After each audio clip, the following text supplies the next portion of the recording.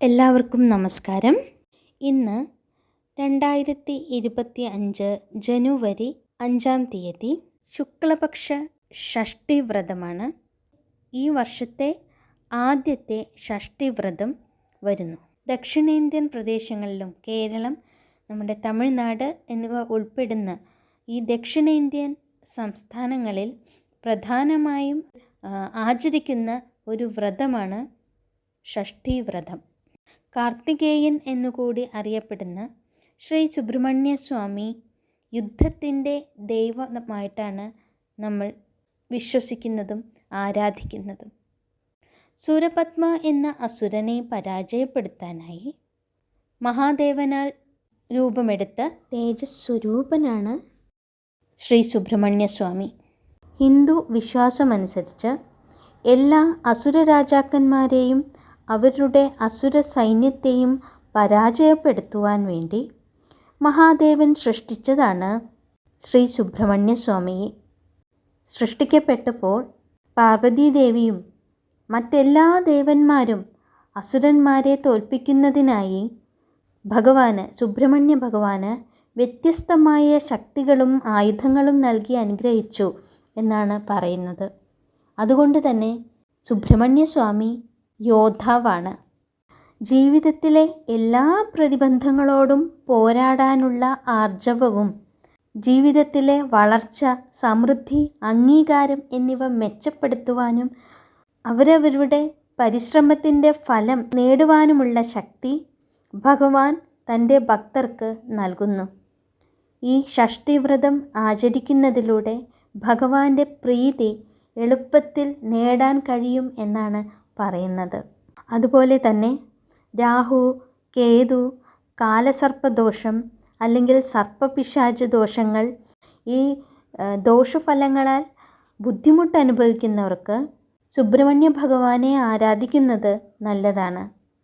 ഷഷ്ഠി വ്രതം ആചരിക്കുന്നതിലൂടെ ദുരിതബാധിതർക്ക് വലിയൊരു ആശ്വാസം തന്നെ സുബ്രഹ്മണ്യ സ്വാമി നൽകുന്നു. ശ്രീ സുബ്രഹ്മണ്യ സ്വാമിയോടുള്ള ശുദ്ധമായ ആനന്ദവും ഭക്തിയും അനുഭവിക്കാൻ ഉതകുന്ന തരത്തിലുള്ള ഒരു ഭക്തിഗാനമാണ് സ്കന്ദഷഷ്ഠി കവചം എന്ന് പറയുന്നത്. 16-ാം നൂറ്റാണ്ടിൽ മീനാക്ഷി സുന്ദരം പിള്ളയുടെ ശിഷ്യനാണ് ഈ ഗാനം രചിച്ചത് എന്ന് പറയപ്പെടുന്നു. അതിൻ്റെ വരികൾ, ആദ്യത്തെ 4 വരികൾ കാപ്പ് എന്നും പിന്നെയുള്ള 238 ശ്ലോകങ്ങൾ കവചം എന്നുമാണ് അറിയപ്പെടുന്നത്. തമിഴിലാണ് ഈ സ്കന്ദഷഷ്ഠി കവചം എഴുതപ്പെട്ടിരിക്കുന്നത്. അതുപോലെ തന്നെ ഷൺമുഖ ഗായത്രി മന്ത്രം ഉരുവിടുന്നതും അതിശ്രേഷ്ഠമായി കണക്കാക്കപ്പെടുന്നു. ഇന്നത്തെ ഷഷ്ഠിവ്രതം ആചരിച്ച് ഭഗവാന്റെ ദിവ്യാനുഗ്രഹം നേടൂ. പോസിറ്റിവിറ്റി, സന്തോഷം, സമൃദ്ധി എന്നിവ ജീവിതത്തിലേക്ക് കൊണ്ടുവരൂ. വീടുകളിൽ തന്നെ പഞ്ചാമൃതമുണ്ടാക്കി പൂജ ചെയ്യാവുന്നതാണ്. പൂജ വീട്ടിൽ ചെയ്യാൻ കഴിയില്ല എന്നുണ്ടെങ്കിൽ നേരെ ക്ഷേത്രത്തിലേക്ക് പോവുക. അവിടെ ഒരു പഞ്ചാമൃത അഭിഷേകം, വഴിപാട് നേരെ അർച്ചന ചെയ്യുക. അത്രയും മതി. ബാക്കി നിങ്ങൾ വീട്ടിൽ വന്നിട്ട് ഉപവാസമോ അല്ലെങ്കിൽ ഒരിക്കലൂണോ എടുത്ത് വ്രതം പൂർത്തിയാക്കാൻ കഴിയും. സ്കന്ദഷഷ്ഠി കവചം പാരായണം ചെയ്യുക. ഇതുവരെ ഷഷ്ഠിവ്രതം ആരംഭിക്കാത്തവർക്ക് അടുത്ത ശുക്ലപക്ഷ ഷഷ്ഠിവ്രതത്തിന് അന്ന് വ്രതം ആരംഭം ചെയ്യാം. ഇനി ആരംഭിച്ചിട്ട് ഇടയ്ക്ക് വെച്ച് മുറിഞ്ഞു പോയവരാണെങ്കിൽ അവർക്ക് അതേ മാസത്തിലെ കാർത്തിക ദിവസം വ്രതം എടുത്ത് ഷഷ്ഠിവ്രതം കണ്ടിന്യൂ ചെയ്യാനും കഴിയും. ഇനി ജ്യോതിഷികളെ സംബന്ധിച്ച്, ആസ്ട്രോളജേഴ്സിനെ സംബന്ധിച്ച് വളരെ പ്രാധാന്യമുള്ള ഒരു ദിവസമാണ് ഷഷ്ഠിവ്രത ദിവസം. നെഗറ്റീവ് എനർജിയെ പ്രതിരോധിക്കുവാനുള്ള ശക്തി ഒരു യോദ്ധാവ് എന്ന നിലയിൽ ജീവിതത്തിലെ എല്ലാ വെല്ലുവിളികളോടും പ്രതിബന്ധങ്ങളോടും കൂടി ബന്ധപ്പെട്ടിരിക്കുന്ന ശനി, ചൊവ്വ, രാഹു തുടങ്ങിയ ദോഷകരമായ ഗ്രഹങ്ങളുടെ പ്രതികൂല ഫലങ്ങളെ ചെറുക്കാനുള്ള ശക്തി സുബ്രഹ്മണ്യനുണ്ട് എന്ന് തന്നെയാണ് വിശ്വസിക്കപ്പെടുന്നത്. അതുകൊണ്ട് തന്നെ ഇത്രയും ദോഷഫലങ്ങൾ അനുഭവിക്കാൻ സാധ്യതയുള്ള നക്ഷത്രക്കാർ ഷഷ്ഠീവ്രത എല്ലാ മാസങ്ങളിലും വരുന്ന ഷഷ്ഠീവ്രത സമയങ്ങളിൽ വ്രതം ആചരിക്കുന്നത് എന്തുകൊണ്ടും നല്ലതാണ്. അവരവർക്ക് വരാൻ പോകുന്ന ദോഷഫലങ്ങളുടെ കാഠിന്യം കുറയ്ക്കാൻ എന്തുകൊണ്ടും ഷഷ്ഠിവ്രതം ഉപകരിക്കും എന്ന് മനസ്സിലാക്കുക. ഇനി നമുക്ക് ചില ക്ഷേത്രങ്ങളെ പരിചയപ്പെടാം. കേരളത്തിലെ ചില പ്രധാനപ്പെട്ട പ്രശസ്തമായ സുബ്രഹ്മണ്യ സ്വാമി ക്ഷേത്രങ്ങളെയാണ് പറയുന്നത്. ഏറ്റവും പ്രധാനമായി നമ്മൾ പറയുമ്പോൾ കുക്കയിലെ സുബ്രഹ്മണ്യ ക്ഷേത്രത്തിൽ നിന്ന് തുടങ്ങാം എന്നാണ് വിചാരിക്കുന്നത്. അവിടെ ജ്യോതിഷികൾക്ക് ജ്യോതിഷപരമായ ആശങ്കകൾക്ക് പരിഹാരം തേടുന്ന എല്ലാവർക്കു വേണ്ടിയും ഒരു പ്രത്യേക പൂജ നടക്കുന്ന, ആചാരങ്ങൾ നടത്തുന്ന ക്ഷേത്രമാണ് കുക്കയിലെ സുബ്രഹ്മണ്യ ക്ഷേത്രം. രണ്ടാമതായി നമുക്ക് പയ്യന്നൂർ സുബ്രഹ്മണ്യ സ്വാമി ക്ഷേത്രത്തിനെ കുറിച്ച് പറയാം. കേരളത്തിലെ ഏറ്റവും പ്രശസ്തമായ ഒരു സുബ്രഹ്മണ്യ ക്ഷേത്രം തന്നെയാണ് കണ്ണൂർ ജില്ലയിലെ പയ്യന്നൂരിലുള്ള ശ്രീ സുബ്രഹ്മണ്യ സ്വാമി ക്ഷേത്രം. ഇവിടെ വാസ്തുവിദ്യയ്ക്കാണ് ഏറ്റവും പ്രാധാന്യം കൊടുത്തിട്ടുള്ളത്. 2 നിലകളിലായിട്ടുള്ള ശ്രീകോവിലാണ് ഇവിടെയുള്ളത്. ഈ ശ്രീകോവിലിന് ഗജപൃഷ്ഠം, അതായത് ആനയുടെ പിൻഭാഗത്തെ പോലുള്ള ഒരു ആകൃതിയിലാണ് കൊടുത്തിട്ടുള്ളത്. അവിടുത്തെ പ്രധാന ദേവൻ സുബ്രഹ്മണ്യ സ്വാമിയാണ്. 6 അടി ഉയരമുള്ള ഒരു വിഗ്രഹമാണ് ഈ ക്ഷേത്രത്തിൽ ഉള്ളത്. കണ്ണൂർ തന്നെയുള്ള മറ്റൊരു പ്രസിദ്ധമായ സുബ്രഹ്മണ്യ സ്വാമി ക്ഷേത്രമുണ്ട്, പെരളശ്ശേരി സുബ്രഹ്മണ്യ സ്വാമി ക്ഷേത്രം. ഇതും കണ്ണൂർ ജില്ലയിലാണ് സ്ഥിതി ചെയ്യുന്നത്. ഒരു പുരാതന ക്ഷേത്രമാണ്. സമാനതകളില്ലാത്ത വാസ്തുവിദ്യാ വൈഭവമാണ് നമുക്ക് പെരളശ്ശേരിയിലും ദർശിക്കാൻ കഴിയുക. അവിടുത്തെ ക്ഷേത്രക്കുളം ഒരു പ്രത്യേക കലാവിരുത് തന്നെയാണ് എന്ന് പറയേണ്ടി വരും.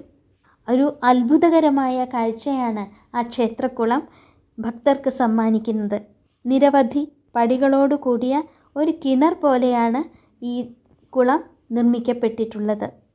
ത്രേതായുഗത്തിൽ ശ്രീരാമൻ ക്ഷേത്രത്തിൽ സുബ്രഹ്മണ്യ വിഗ്രഹം പ്രതിഷ്ഠിച്ചു എന്നാണ് ഐതിഹ്യം.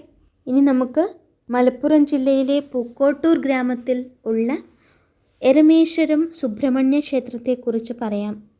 ശാന്തവും ആത്മീയവുമായ നല്ലൊരു അന്തരീക്ഷം പ്രദാനം ചെയ്യുന്ന ക്ഷേത്രമാണ് മലപ്പുറം ജില്ലയിലെ പൂക്കോട്ടൂരിലെ എരമേശ്വരം സുബ്രഹ്മണ്യ ക്ഷേത്രം. ധൈര്യം, വിജയം, സമൃദ്ധി എന്നിവയ്ക്കായി അനുഗ്രഹം തേടുന്ന വിശ്വാസികളെ ആകർഷിക്കുന്ന വിവിധ ആചാരങ്ങളും ഉത്സവങ്ങളും നടത്തപ്പെടുന്ന ഒരു ക്ഷേത്രമാണ് ഇത്. അടുത്തതായി മലപ്പുറത്ത് തന്നെയുള്ള വേറൊരു സുബ്രഹ്മണ്യ സ്വാമി ക്ഷേത്രമാണ് കിഴക്കേ കോവിലകം വക പറപ്പൂർ ശ്രീ സുബ്രഹ്മണ്യ ക്ഷേത്രം. മലപ്പുറം ജില്ലയിലെ കോട്ടയ്ക്കൽ വഴി പറപ്പൂർ ഗ്രാമത്തിൽ ആണ് ഈ ക്ഷേത്രം സ്ഥിതി ചെയ്യുന്നത്. തിരുമാന്ധാംകുന്നിലമ്മയും ഗണപതിയും ഉപദൈവങ്ങളായിട്ട് ഉണ്ട്. ഇനി നമുക്ക് തൃശ്ശൂർ ജില്ലയിലെ ചോച്ചേരിക്കുന്ന് ശ്രീ സുബ്രഹ്മണ്യ സ്വാമി ക്ഷേത്രത്തെ പരിചയപ്പെടാം. തൃശ്ശൂരിലെ പൊന്നൂക്കര പുത്തൂരിലാണ് ഈ ചോച്ചേരിക്കുന്ന് ശ്രീ സുബ്രഹ്മണ്യ സ്വാമി ക്ഷേത്രം നിലകൊള്ളുന്നത്. 6 മുഖങ്ങളും 1 മയിലുമായിട്ടാണ് ഇവിടെ ആരാധിക്കുന്നത്. പിന്നീട് പറയാനുള്ളത് കൊടുമ്പ് ശ്രീ സുബ്രഹ്മണ്യ സ്വാമി ക്ഷേത്രമാണ്. ഇത് കേരളത്തിലെ ഏറ്റവും പഴക്കം ചെന്ന സുബ്രഹ്മണ്യ ക്ഷേത്രങ്ങളിൽ ഒന്നാണ് കൊടുമ്പ് സുബ്രഹ്മണ്യ സ്വാമി ക്ഷേത്രം. കേരളത്തിലെ ശോകനാശിനി നദിയുടെ താഴ്വരയിൽ പാലക്കാട് ജില്ലയിലെ കൊടുമ്പ ഗ്രാമത്തിൽ സ്ഥിതി ചെയ്യുന്ന ക്ഷേത്രമാണ് കൊടുമ്പ് ശ്രീ സുബ്രഹ്മണ്യ സ്വാമി ക്ഷേത്രം. കൊടുമ്പ് ക്ഷേത്രം പഴനി മുരുകൻ്റെ പകുതിയായിട്ടാണ് കണക്കാക്കപ്പെടുന്നത്. ഒരു ഭക്തൻ ശോകനാശിനി നദിയിൽ കുളിച്ചാൽ അവൻ്റെ എല്ലാ സങ്കടങ്ങളും പറന്നു പോകുന്നതിന് തുല്യമാണ് എന്നാണ് ഭക്തർ വിശ്വസിക്കുന്നത്. കാസർഗോഡ് ജില്ലയിലെ അരവത്ത് ശ്രീ സുബ്രഹ്മണ്യ ക്ഷേത്രമാണ് അടുത്തത്. അത് പള്ളിക്കര എന്ന സ്ഥലത്താണ് സ്ഥിതി ചെയ്യുന്നത്. ഈ ക്ഷേത്രവും വാസ്തുവിദ്യയുടെ ഒരു പരമോന്നത ശൈലിയായി നിലകൊള്ളുന്നതാണ്. ബേക്കൽ കോട്ടയിൽ നിന്ന് ഏകദേശം 3 കിലോമീറ്റർ മാത്രമാണ് ഈ അരവത്ത് ശ്രീ സുബ്രഹ്മണ്യ സ്വാമി ക്ഷേത്രത്തിലേക്കുള്ള ദൂരം എന്ന് പറയുന്നത്. ഇവിടുത്തെ നിർമ്മിതി ചുവന്ന ലാറ്ററൈറ്റ് കല്ലുകൾ കൊണ്ടാണ് ക്ഷേത്രം നിർമ്മിച്ചിരിക്കുന്നത്. കേരളത്തിലെ മറ്റൊരു പ്രധാനപ്പെട്ട അല്ലെങ്കിൽ പ്രശസ്തമായ സുബ്രഹ്മണ്യസ്വാമി ക്ഷേത്രമാണ് ഉദയനാപുരം സുബ്രഹ്മണ്യസ്വാമി ക്ഷേത്രം. ഇവിടുത്തെ അതിശയകരമായ കൊത്തുപണികൾ, മരത്തിലുള്ള കൊത്തുപണികളാണ് ഉള്ളത്. സുബ്രഹ്മണ്യ ഭഗവാന് സമർപ്പിച്ചിരിക്കുന്ന ഉദയനാപുരം ക്ഷേത്രം ഒരു ദൃശ്യ വിരുന്ന് തന്നെയാണ് ഭക്തന്മാർക്ക് നൽകുന്നത്. കോട്ടയം ജില്ലയിൽ വൈക്കത്തിനടുത്തായിട്ടുള്ള കേരള പരമ്പരാഗത വാസ്തുവിദ്യാശൈലിയുടെ ഒരു ഉത്തമ ഉദാഹരണം എന്ന് തന്നെ നമുക്ക് ഈ സുബ്രഹ്മണ്യ സ്വാമി ക്ഷേത്രത്തെ വിളിക്കാം. ഈ ക്ഷേത്രവും ഉദയനാപുരം സുബ്രഹ്മണ്യ ക്ഷേത്രവും പഴനി ക്ഷേത്രത്തിന് തുല്യമായിട്ടാണ് കണക്കാക്കപ്പെടുന്നത്. പിന്നീട് ഹരിപ്പാടുള്ള ശ്രീ സുബ്രഹ്മണ്യ സ്വാമി ക്ഷേത്രം, അതിനെ നമ്മൾ തെക്കൻ പഴനി അല്ലെങ്കിൽ ദക്ഷിണ പഴനി എന്നാണ് വിളിക്കുന്നത്. ആലപ്പുഴ ജില്ലയിലെ ഹരിപ്പാട് ശ്രീ സുബ്രഹ്മണ്യ സ്വാമി ക്ഷേത്രമാണ് ദക്ഷിണ പഴനി അല്ലെങ്കിൽ തെക്കൻ പഴനി എന്നറിയപ്പെടുന്നത്. ഏറ്റവും പഴക്കം ചെന്ന, കേരളത്തിലെ ഏറ്റവും പഴക്കം ചെന്ന ക്ഷേത്രങ്ങളിൽ ഒന്നാണ് ഹരിപ്പാടുള്ള തെക്കൻ പഴനി എന്നറിയപ്പെടുന്ന ശ്രീ സുബ്രഹ്മണ്യ സ്വാമി ക്ഷേത്രം. പരശുരാമനാണ് സുബ്രഹ്മണ്യ സ്വാമിയുടെ പ്രതിഷ്ഠ നടത്തിയതായി വിശ്വസിക്കപ്പെടുന്നത്. 3500 വർഷം പഴക്കമുള്ള ക്ഷേത്രത്തിൻ്റെ അധിപനായ ഭഗവാൻ സുബ്രഹ്മണ്യ സ്വാമി ഒരു കയ്യിൽ വേലും മറ്റൊരു കയ്യിൽ വജ്രായുധവും ഏന്തിക്കൊണ്ട് 4 കൈകളുള്ള രൂപത്തിലാണ് പ്രതിഷ്ഠിച്ചിട്ടുള്ളത്. കേരളത്തിലെ ക്ഷേത്രങ്ങളിൽ ഏറ്റവും വലിയ ധ്വജസ്തംഭം, അതായത് കൊടിമരം ഉള്ള ഒരു ക്ഷേത്രമാണ് ശ്രീ സുബ്രഹ്മണ്യ സ്വാമി ക്ഷേത്രം അല്ലെങ്കിൽ തെക്കൻ പഴനി എന്നറിയപ്പെടുന്ന ഹരിപ്പാട് സുബ്രഹ്മണ്യ സ്വാമി ക്ഷേത്രം. ഈ ഷഷ്ഠി ദിവസം ഷഷ്ഠിവ്രതം ആചരിക്കുന്നവർക്ക് ഷൺമുഖ ഗായത്രി മന്ത്രം അല്ലെങ്കിൽ മുരുക ഗായത്രി മന്ത്രം ചൊല്ലാവുന്നതാണ്. ഷൺമുഖ ഗായത്രി മന്ത്രം ഇപ്രകാരമാണ്: ഓം തത്പുരുഷായ വിദ്മഹേ മഹാസേനായ ധീമഹി തന്നോ ഷൺമുഖ പ്രചോദയാത്.